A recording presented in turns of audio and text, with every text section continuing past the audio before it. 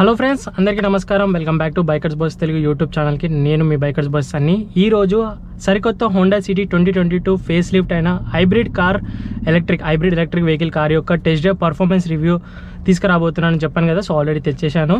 So ఇందులో చాలా changes అనేది చేశారు హోండా వాళ్ళు. మొత్తం గేమ్నే చేంజ్ చేశారు. ఇప్పుడున్న సెడన్ కార్స్లో హైయెస్ట్ ఫ్యూయల్ ఎఫిషియన్సీ మైలేజ్ అనేది మనకి ఇందులోనే ఇస్తుంది. సో దీని యొక్క పర్ఫార్మెన్స్ ఎలా ఉంటుంది, టోటల్ ఇంజన్ ఎలా పర్ఫార్మ్ చేస్తుంది అనేది మొత్తం డీటెయిల్గా ఎక్స్ప్లెయిన్ చేస్తాను. సో క్లియర్గా లెట్ స్టార్ట్. అండ్ ఇప్పటివరకు ఎవరైనా కొత్తగా విజిట్ చేసిన వాళ్ళు ఉంటే మన ఛానల్ని ప్లీజ్ ఫ్రెండ్స్ సబ్స్క్రైబ్ చేసుకోండి. అలాగే పక్కనే ఉన్న బెల్ ఐకాన్ని ప్రెస్ చేసి ఆన్లో పెట్టుకుని అయితే మా రెగ్యులర్ వీడియోస్ మీ నోటిఫికేషన్స్ వరకు వస్తూనే ఉంటాయి. Friends, let start the video quickly. నేను ఇప్పుడు డ్రైవ్ మోడ్లో ఉన్నాను.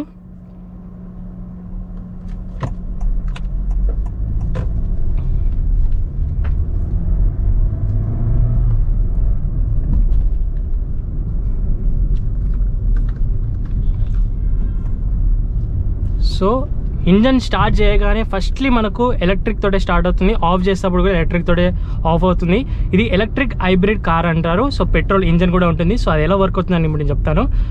సో ఫ్రెండ్స్, మీకు లేటెస్ట్ అప్డేట్స్ కావాలి అనుకుంటున్నట్టయితే నా ఇన్స్టాగ్రామ్ ఐడి బైకర్స్ బాస్ తెలుగుని ఫాలో చేయండి. అలాగే సూన్ రిప్లై కావాలి అనుకుంటున్నట్టయితే ఇక్కడ ఇన్స్టాగ్రామ్లో మెసేజ్ చేయండి ఫ్రెండ్స్. ఫస్ట్లీ మనకు హోండా వాళ్ళు ఇచ్చిన ప్రామిస్ ఏంటంటే మనకు ఈ సెడాన్ సెగ్మెంట్ కన్సిడర్లో మనకు హైబ్రిడ్ కార్ స్ట్రాంగెస్ట్ ప్లాట్ఫామ్ నుంచి మనకు హోండా నుంచే ఉంటుందని చెప్తున్నారు, నెక్స్ట్ జనరేషన్ వరకు కూడాను.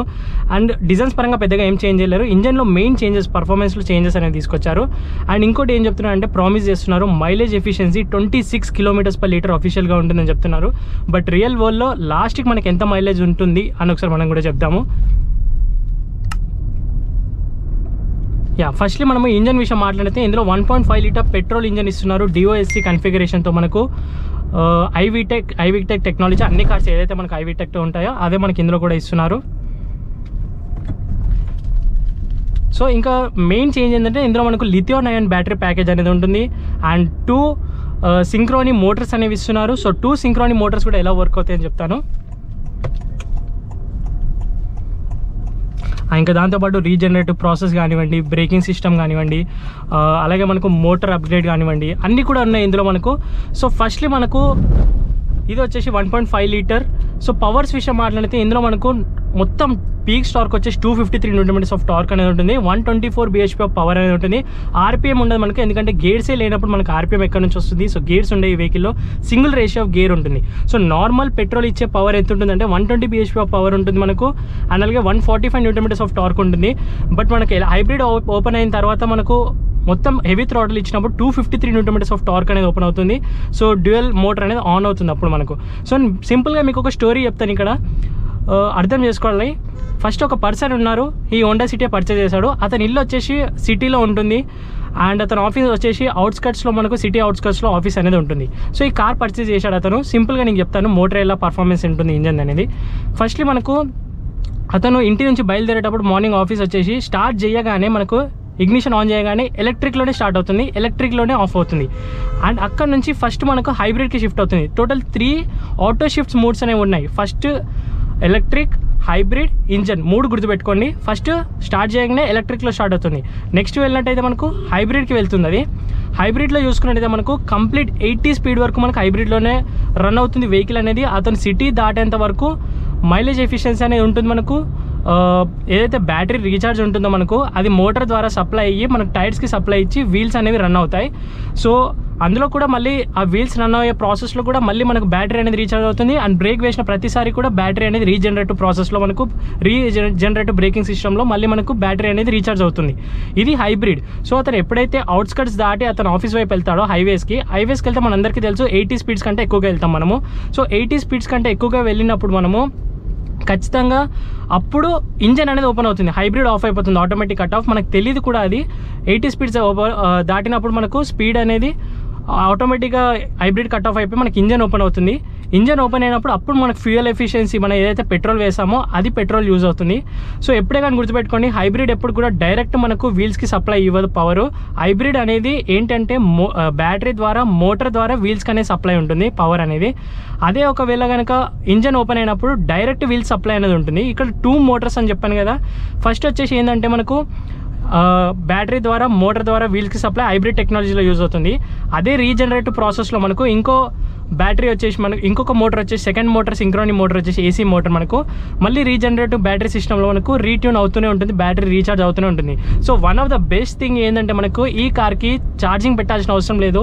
సో ఇందులో 3 ఆప్షన్స్ నెక్స్ట్ 10 years వరకు ఈ కార్ అనేది రూల్ చేస్తుంది. ఎందుకంటే ఇందులో 3 మనం అబ్జర్వ్ చేయొచ్చు. ఫస్ట్ వచ్చేసి ఏంటంటే ఎలక్ట్రిక్ మనం కోరుకుంటాం కాబట్టి ఇప్పుడు ఎలక్ట్రిక్ కార్స్ చాలా కాస్ట్లీగా ఉన్నాయి. ఎలక్ట్రిక్ ఉంది, హైబ్రిడ్ టెక్నాలజీ ఉంది, మనకు అన్ని ఏదైతే మారుతి కార్స్లో ఉంటాయో ఆ టెక్నాలజీ ఉంది, అండ్ మనకు ఇంజన్ పెట్రోల్ కూడా చూడొచ్చు. సో 3 కూడా మనకు ఒకటే కార్లో ఇస్తున్నారంటే చాలా గ్రేట్ఫుల్. అది కూడా ఫస్ట్ సెడాన్ కార్లో మనకు హోండా సిటీలో తీసుకొచ్చారు. అండ్ ఇంకా నెక్స్ట్ పర్ఫార్మెన్స్ విషయం మాట్లాడితే మనకు హైబ్రిడ్ అనేది డీసెంట్గా ఉంటుంది, మనకు నాయిస్ కూడా చాలా సైలెంట్గా ఉంటుంది. ఎప్పుడైతే మనం హైయెస్ట్ థ్రాటిల్ ఇస్తామో అప్పుడు మనకు 253 Nm ఆఫ్ టార్క్ అనేది ఓపెన్ అవుతుంది. అప్పటి వరకు మనకు నార్మల్ హైబ్రిడ్ టెక్నాలజీలో సిటీ రైడ్స్లో కానివ్వండి అదంతా కూడా ఉంటుంది. అండ్ ఇందులో ఏంటంటే మనకు రీజనరేటివ్ బ్రేకింగ్ సిస్టమ్ అనేది టోటల్ 4 disc బ్రేక్స్ అనేవి ఇస్తున్నారు. బ్రేకింగ్ పర్ఫార్మెన్స్ ఇంక్రీజ్ అయింది. దాంతోపాటు బ్రేక్ వేసిన ప్రతిసారి మీరు బ్యాటరీ అనేది రీఛార్జ్ అవుతూనే ఉంటుంది. కొంతమందికి డౌట్ వచ్చేది ఏంటంటే మనకు ఒకవేళ సిటీలో కనుక 80 స్పీడ్స్లోనే మేము వెళ్తూనే ఉంటాము, ఒకవేళ బ్యాటరీ అయిపోతే ఎలా అని అంటారు. సో మీరు ఖచ్చితంగా మీరు 80 స్పీడ్స్లో వెళ్ళిన సిటీ రైడ్స్లో ఖచ్చితంగా మీరు బ్రేక్స్ అయితే వేయాలి కదా. సో బ్రేక్స్ వేసిన ప్రతిసారి బ్యాటరీ అనేది రీఛార్జ్ అవుతూనే ఉంటుంది. అండ్ ఇంకోటి హైబ్రిడ్ సిస్టంలో కూడా రీఛార్జ్ అనేది అవుతుంది బ్యాటరీకి. సో ఎక్కడ కూడా మీరు plug in plug out system అయితే లేదు మనకి ఎలక్ట్రిక్ వెహికల్స్కి ఏదైతే ఉంటుందో. రిఫైన్మెంట్స్ లెవెల్స్ అనేవి చాలా ఇంప్రూవ్ చేశారు ఇప్పుడు మనకు. సో పర్ఫార్మెన్స్ కూడా చాలా బాగుంది. మైలేజ్ 26 అని చెప్తున్నారు ఆఫీషియల్గా, బట్ రియల్ వరల్డ్లో మనం వేసుకున్నట్టయితే 18 to 19 ఎక్కడ కూడా వెళ్ళదు మనకు. అది థ్రాటిల్ ఫుల్ స్పీడ్లో. ఒకవేళ మీరు 80 లోపే సిటీలోనే డీసెంట్ డ్రైవ్లో డ్రైవ్ చేస్తున్నట్టయితే 26 ఖచ్చితంగా ఇస్తుంది. ఇది హోండా వాళ్ళు చేసిన ప్రామిస్. అండ్ నెక్స్ట్ ఇంకా డైనమిక్స్ గురించి మాట్లాడితే స్టీరింగ్ అనేది లైటర్ స్టీరింగ్ ఎప్పుడు కూడా ఉండేలాగానే కంఫర్టబుల్ స్టీరింగ్ అనేది ఉంటుంది మనకు. బటరీ స్టీరింగ్ అనేది ఉంది హోండా సిటీలో. సేమ్ స్టీరింగ్ చూడొచ్చు మనకు. అండ్ ఇంకా ఓవర్టేక్ అంటారా, ఈజీగా చేసేయచ్చు ఓవర్టేక్. 2 మోటార్స్ ఉన్నాయి ఇందులో మనకు. హైబ్రిడ్ కూడా మంచి పవర్ అనేది ఇస్తుంది మనకు. అండ్ ఒకవేళ 80 కనుక దాటిరంటే ఇప్పుడు ఇంజన్ ఓపెన్ అయింది మనకు. వోకల్ సౌండ్ అనేది మనకి వినిపిస్తుంటుంది క్యాబిన్లోకి. సో ఈ ప్రాబ్లం అనేది ఇంత ముందు కూడా ఉండే, అందుకే మనకు హైబ్రిడ్ టెక్నాలజీ అనేది తీసుకొచ్చారు. అండ్ బాడీ రోల్ అంటారా, డీసెంట్గా మేనేజ్ చేశారు బాడీ రోల్ అనేది. హోండా సిటీ సెడాన్ కార్లో డీసెంట్ బాడీ రోల్ అనేది ఉంటుంది మనకు, పెద్దగా ఉండదు. And braking system 4 disc brakes అనేవి ఉన్నాయి ఇప్పుడు మనకు. 100 to 0 జస్ట్ మనకు 5 secondsలో బ్రేకింగ్ అనేది చేసుకోవచ్చు. 4 disc బ్రేక్స్ అంటే పవర్ కూడా అంతే ఉంటుంది కదా. సో ఇంకోటి ప్రాబ్లం నేను విన్నాను ఏంటంటే బ్రేక్స్ వల్ల జెరెక్స్ ఉన్నాయని విన్నాను, 4 కూడా disc బ్రేక్స్ అని. సో అది కూడా టెస్ట్ చేద్దాం ఒకసారి మనము. అండ్ సస్పెన్షన్ అంటారా, వెరీ లైటర్ సస్పెన్షన్ అని ఉంటుంది మనకు. సాఫ్ట్ సస్పెన్షన్ ఉంది మనకు. సో బ్యాడ్ రోడ్స్ నుంచి కూడా ఈజీగా తీసేయచ్చు. ఓన్లీ ద ప్రాబ్లం ఏంటంటే గ్రౌండ్ క్లియరెన్స్. సో ఈ వెహికల్ పైన గ్రౌండ్ క్లియరెన్స్ కొద్దిగా తక్కువగా ఉంటుంది. ఎప్పుడైతే 5 members కూర్చుంటామో అండ్ షార్పర్ బంప్స్ దగ్గర కానివ్వండి, బ్యాడ్ రోడ్స్ దగ్గర మనకు ఒక టచ్ అవుతుందేమో అని ఒక ఫీల్ అనేది ఉంటుంది మనకు. సో అక్కడ ఒక ప్రాబ్లం తప్పితే ఇంకేమీ లేదు. అండ్ హోండా వాళ్ళు బ్యాటరీ ఎంత ఇచ్చారు, ఎన్ని కిలోవాట్స్ బ్యాటరీ అని చెప్పలేరు, అదొక మైనస్ పాయింట్ ఉంది. సో బ్యాటరీ ప్యాకేజ్ అయితే ఇచ్చారు మనకు, బట్ అది ఎంత అని చెప్పలేరు. 2 motors కూడా ఇచ్చారు, అది కూడా ఎన్ని kilowatts motor power and configurations ఏమి మనకు ఎగ్జాక్ట్ స్పెసిఫికేషన్స్ ఏవి కూడా ఇవ్వలేరు మనకు. అండ్ ఇంకా నెక్స్ట్ మాట్లాడైతే వ్యూ అంటారా, ఎక్సలెంట్ వ్యూ ఉంటుంది మనకు హోండా సిటీలో ఎప్పుడు కూడా. అండ్ మనకు సెన్సార్స్ అనేవి ఉన్నాయి. సో ఇది ఫస్ట్ ఫేజ్, నేను చెప్పిందంతా కూడా పర్ఫార్మెన్స్లో ఫస్ట్ ఫేజ్ చెప్పాను. ఇక సెకండ్ ఫేజ్ గురించి మాట్లాడదాము. సెకండ్ ఫేజ్ ఏంటంటే సేఫ్టీ. హోండా సిటీలో ఎంతైతే హైబ్రిడ్ టెక్నాలజీతో మనకు ఈ యొక్క అన్ని చేంజెస్ చేశారో ఇంజన్లో, అంతే సేఫ్టీ కూడా మనకు యాడ్ ఆన్ చేశారు. అడాస్ ఇస్తున్నారు మనకు.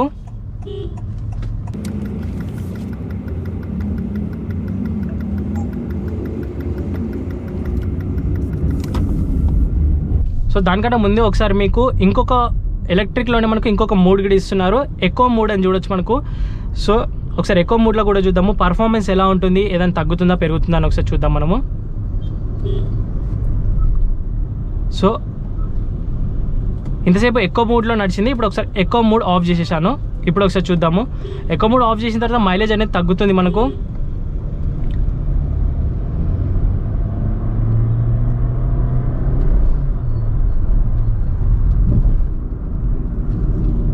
సో హోండా వాళ్ళు చెప్తుంది ఏంటంటే సింగిల్ రేషియో ఆఫ్ గేర్ ఇస్తున్నారు, అది కూడా CVT. హోండా ఇంజనీర్స్ వాళ్ళు ఏం చెప్తున్నారంటే CVT అంటే గేర్ బాక్స్ ఉంటుంది కదా, 5 speed or 6 speed అని అనుకోవచ్చు మీరు, బట్ అదేమీ లేదు మనకు. ఓన్లీ మనకు సింగిల్ రేషియో ఆఫ్ గేర్ ఉంటుంది, కాకపోతే CVT single ratio of gear ఇస్తున్నారు. సో మళ్ళీ మీరు సింగిల్ రేషియో గేర్ అంటే ఎలక్ట్రిక్ వెహికల్స్ లాగా నార్మల్గా సింగిల్ డ్రైవ్ మోడ్ ఇచ్చేయచ్చు కదా. ఎందుకు CVT అంటే ఫర్ ఎగ్జాంపుల్ మీరు ఇక్కడ D and B మోడ్ రెండు ఇస్తున్నారు మనకు, అండ్ రీజనరేటివ్ బ్రేకింగ్ సిస్టమ్ అంటారు. సో ఒకవేళ మీరు డ్రైవ్ చేస్తూ సడన్గా మీరు D నుంచి Bకి వేసుకున్నారు అనుకోండి, ఖచ్చితంగా గేర్ బాక్స్ మొత్తం కూడా ఎగిరిపోతుంది, చాలా ఖర్చు అనేది వస్తుంది. సో ఈ యొక్క సొల్యూషన్కే మొత్తం ఇంజనీరింగ్ వాళ్ళు ఏం చేశారంటే గేర్ బాక్స్ పైన మనకు CVT single ratio of gear అనేది ఇస్తున్నారు. సో మీరు డ్రైవ్ చేస్తూ కూడా D నుంచి Bకి కన్వర్ట్ చేసుకోవచ్చు ఒకటేసారి, నో ప్రాబ్లం. అండ్ ఇంకా క్లచ్ విషయం మాట్లాడితే ఇందులో క్లచ్ ఉంటుంది, కాకపోతే ఇన్నర్ క్లచ్ అనేది ఉంటుంది, direct link between the engine and అలాగే వీల్స్ రెండింటికి ఇంటర్లింక్గా క్లచ్ అనేది డిజైన్ చేశారు మనకు. సో అప్ షిఫ్టింగ్ అనేది మనకు స్లైట్లీగా అరౌండ్ RPM లేదు, బట్ మనం ఎస్టిమేషన్గా 3500 RPM దాటిన తర్వాత మనకు 3500 RPM దాటిన తర్వాత మనకు ఆ ఒక చేంజింగ్ గేర్ అనేది మనకు తెలుస్తుంటుంది. CVT గేర్ బాక్స్ కాబట్టి మనకు ఆ ఒక గ్రంట్ అనేది తెలుస్తుంటుంది. అండ్ ఇంకా పవర్ సప్లైషన్ విషయం మాట్లాడితే మనకు పవర్ సప్లై వచ్చేసి మనకు ఆల్ ద రేషియోస్ మనకు బేస్ కానివ్వండి, బేస్ స్పీడ్స్లో కానివ్వండి, మిడ్ కానివ్వండి, టాప్ కానివ్వండి, అన్నిట్లో కూడా పర్ఫార్మెన్స్ ఎక్సలెంట్గా ఉంటుంది హైబ్రిడ్ టెక్నాలజీ అనేది. మూడు ఏదైతే EV, హైబ్రిడ్ అండ్ పెట్రోల్ మూడు కూడా మనకు ఆటో షిఫ్ట్స్ అనేవి చూడొచ్చు. మనకు తెలియదు కూడా షిఫ్ట్ చేసుకుంటుంది అని మనకు. సో EV అనేది జస్ట్ మనకు మార్నింగ్ స్టార్ట్ చేసేటప్పుడు అండ్ ఇంజన్ ఆఫ్ చేసేటప్పుడు మాత్రమే వర్క్ అవుతుంది, మిగతా సమయంలో మనకు హైబ్రిడ్ వర్క్ అవుతుంది. ఎక్కువ శాతం మనకు ఆల్మోస్ట్ 80 to 90% హైబ్రిడ్లోనే నడుపుతాం మనకు తెలియకుండానే. ఓన్లీ ద 20% మనకు ఇంజన్ ఓపెన్ చేసి పెట్రోల్తో యూజ్ చేస్తాము. సో ఒకటి బెనిఫిట్ ఏంటంటే మనకు ఒక్కసారి లాంగ్ లాస్టిక్ ఉంటుంది మనకి. ఈ కార్ తీసుకుని అయితే లైఫ్ లాంగ్ మనకు రియలిస్టిక్గా ఉంటుంది, సో రియలబిలిటీగా ఉంటుంది. ఏదైతే టొయోటా ఇంజన్స్ చూస్తామో మనము అరౌండ్ 15 years వరకు చేయబెట్టకుండా ఉంటుంది కదా, అలాంటి ఇంజనే మళ్ళీ మనకి ఇందులో కూడా ఇస్తున్నారు. సో అదొక బెనిఫిట్ చూడొచ్చు మనకు. అండ్ నేను చెప్పాను కదా ఈ ఫస్ట్ ఫేజ్, సెకండ్ ఫేజ్ విషయం మాట్లాడతాము. సో దానికన్నా ముందు ఒకసారి దీన్ని క్రూజ్ చేయాలని ఉంది నాకు 80 speedsలో.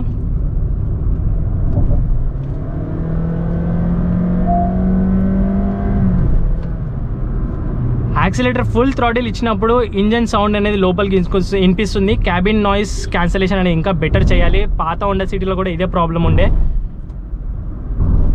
సో అసలు మీకు మూడ్ షిఫ్ట్స్ అవుతున్నట్టు కూడా తెలియట్లేదు, ఈజీగా షిఫ్ట్స్ అయిపోతున్నాయి. మూడ్ అనేది హైబ్రిడ్ నుంచి ఇంజన్కి ఆటోమేటిక్గా షిఫ్ట్ అయిపోతుంది. పెట్రోల్ ఇంజన్ ఉంటుంది ఇందులో మనకు.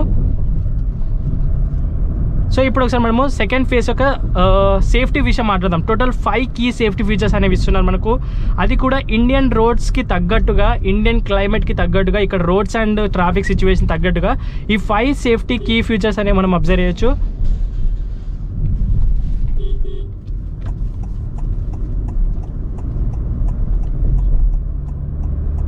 సో 5 కీ సేఫ్టీ ఫీచర్స్ ఏంటనేది నేను ఇప్పుడు డీటెయిల్గా ఎక్స్ప్లెయిన్ చేస్తాను.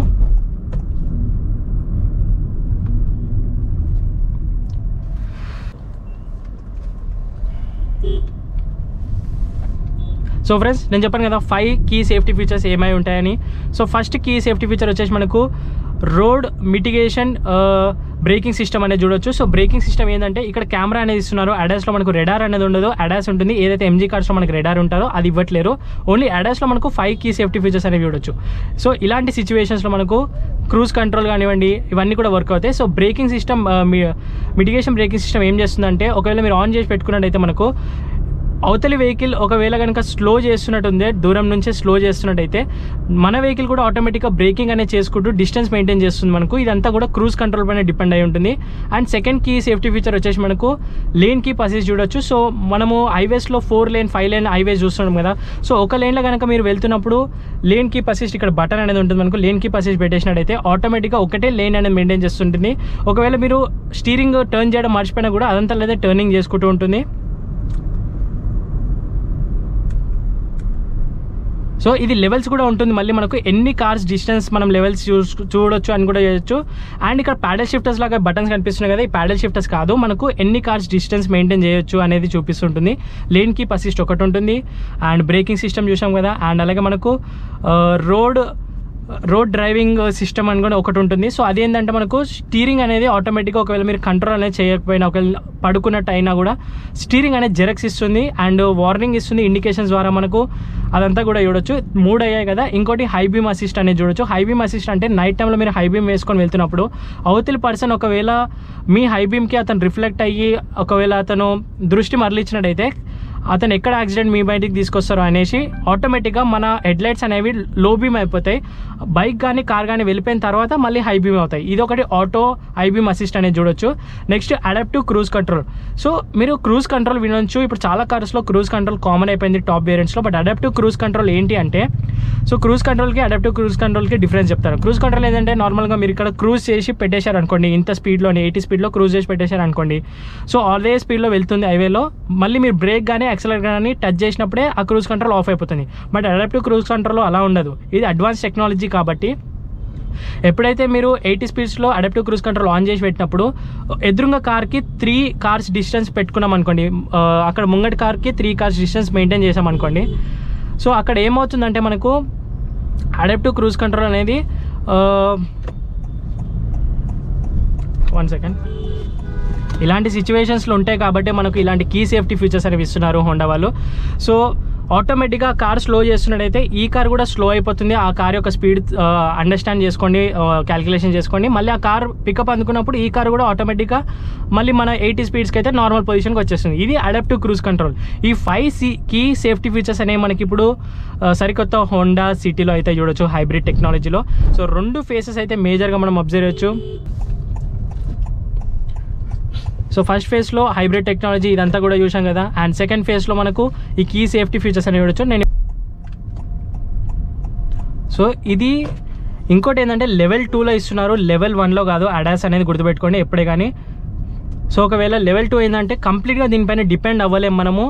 సో ఓన్లీ మనకు ఇండికేషన్స్ అండ్ వైబ్రేషన్స్ మాత్రమే ఇస్తుంది. బట్ కంప్లీట్గా దాని మీద పడుకొని మనం దాన్ని నమ్ముకొని టెస్లా కార్ లాగా ఆన్ చేసి పెట్టేసాం మనం ఇంటికి వెళ్దామని ఉండదు. ఈ వెహికల్ పైన జస్ట్ మనకు ఓన్లీ కీ సేఫ్టీ ఫీచర్స్ ఇవి మనకు ఎప్పుడైనా ఎమర్జెన్సీకి వర్క్ అవుతాయి. బట్ కంప్లీట్గా 100% అనేవి మనకు ట్రస్టబుల్గా ఇంకా రాలేదు. సో ఓవరాల్గా డీటెయిల్డ్ పర్ఫార్మెన్స్ రివ్యూ వచ్చేసి ఇలా ఉంటుంది Honda City 2022 facelift hybrid electric వెహికల్ది. సో ఇంకేదైనా పాయింట్స్ కూడా మిస్ అయినట్టయితే మీరు చెప్పండి. ఖచ్చితంగా నేనైతే ఏ పాయింట్స్ మిస్ అవ్వలేనో ఆల్మోస్ట్ అన్ని పాయింట్స్ కవర్ చేశాను డ్రైవింగ్ పర్ఫార్మెన్స్కి తగ్గట్టుగా. సో ఇది ఓవరాల్ ఇది రోజు వీడియో మీకు నచ్చినట్లయితే లైక్ చేయండి, మీ ఫ్రెండ్స్ కూడా షేర్ చేయండి. ఇప్పటివరకు బైకర్స్ బాయ్స్ తెలుగు ఛానల్ని సబ్స్క్రైబ్ చేసుకుని వాళ్ళు ఎవరైనా ఉంటే ప్లీజ్ ఫ్రెండ్స్ మీరు సబ్స్క్రైబ్ చేసుకోండి. ఎక్స్క్లూజివ్ తెలుగు ఛానల్లో తప్పకుండా మన తరఫున అయితే వస్తూనే ఉంటాయి రెగ్యులర్గా మన ఛానల్లో. నోటిఫికేషన్స్ బెల్ ఆల్లో పెట్టుకోండి. Thank you so much for watching. I see in the next video. Bye, take care, mask వేసుకోండి, శానిటైజర్ రెగ్యులర్గా యూస్ చేయండి, సోషల్ డిస్టెన్స్.